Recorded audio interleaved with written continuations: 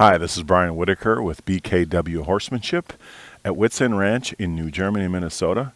This is my second video on the series of roping, a fairly comprehensive series about roping. The first one was about choosing a rope, so if you haven't viewed that one, go ahead and view that one. Now you have your rope. What do? What do you rope? Well, we have several different scenarios here, different dummies that you could choose from. This one right here in front of me is a hay bale. A straw bale works just fine. A small square straw or hay bale. And we have two different dummies in there. Okay.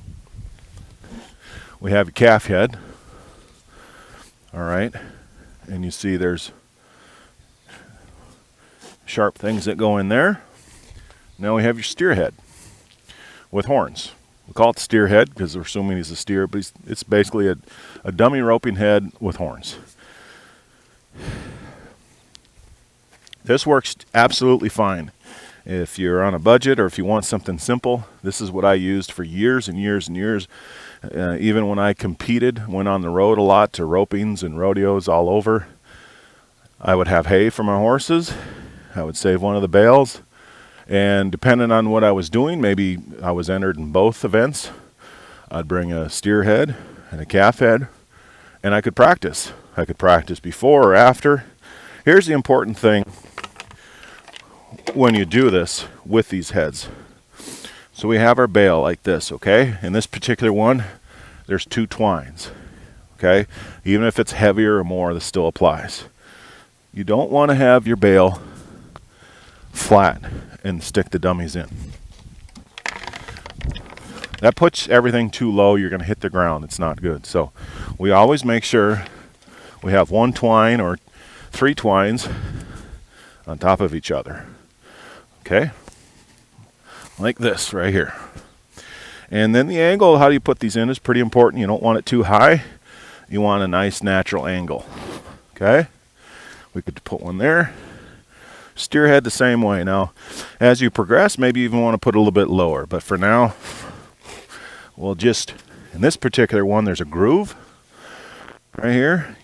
You want to put that groove in the corner of the bale, somewhere in there, basically. That holds that nice and tight in there. We have a complete calf body, almost, on a sled. Why is it on a sled? Better mimics the height. You can see it's a little bit higher than this one of, a decent sized calf. And then we can pull it for someone else to rope. As we further progress in these videos, I'll talk about that, how every tier, every step you take, every phase of roping involves a new situation, a new learning place to overcome.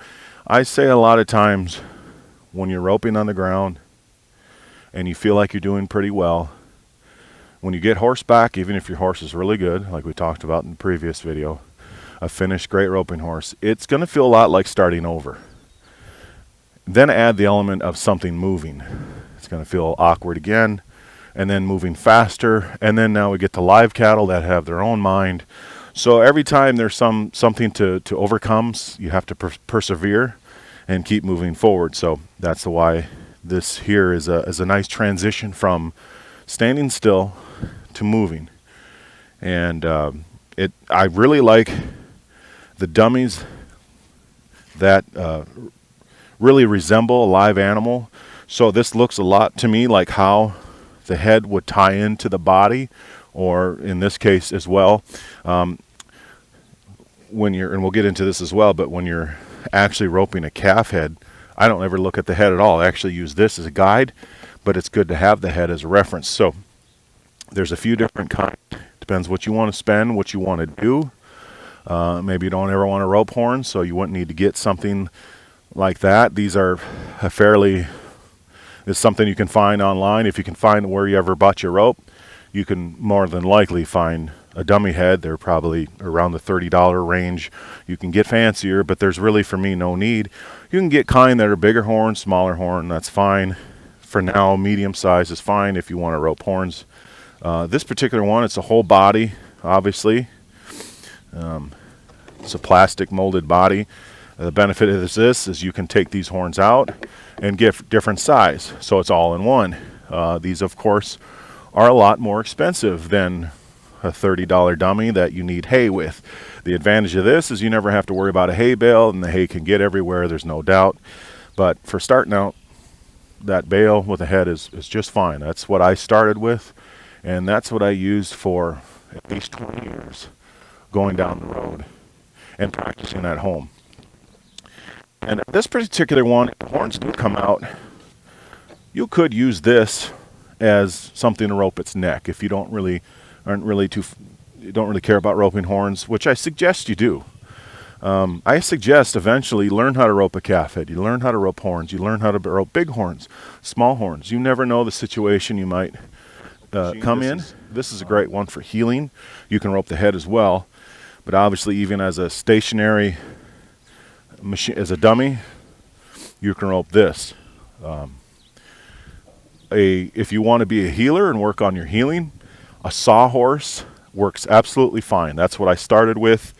You don't want it too short. You want it, you don't need it quite this tall. I guess the legs should be a little wider than this. That's how they do it. That's fine. But it's nice to have on a sawhorse. The legs will come out at an angle. It's nice to be able to rope a little wider hopping steers. And so that's basically it. There's a lot of different kinds. There's different brands. There's a kind that will work off a wheel on its own and move.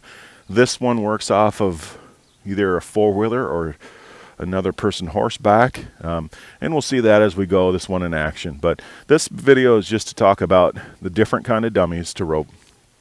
I personally, I don't really like anything with a lot of pipe, so some people put this on a sawhorse. That's okay, but like especially pipe, it doesn't, I've never been able to rope those the same. It doesn't feel the same to me. I've never roped a stick cow with a head, and it feels different. I want something that feels really similar. And you just want to make sure that the neck ties in the way it should. You can see how this ties in here, because to me this head's kind of immaterial. We'll see this as we go in the videos, but this is really what I'm aiming for. So if I don't have a neck, or if it's a stick neck, a pipe neck, it doesn't feel the same. I can't get my rope to do the same. If there's someone that has those and I rope those a lot, I don't rope as well. It takes me a little adjustment to rope livestock again correctly. So hope that helps. If you got any questions, let me know. Thanks for watching.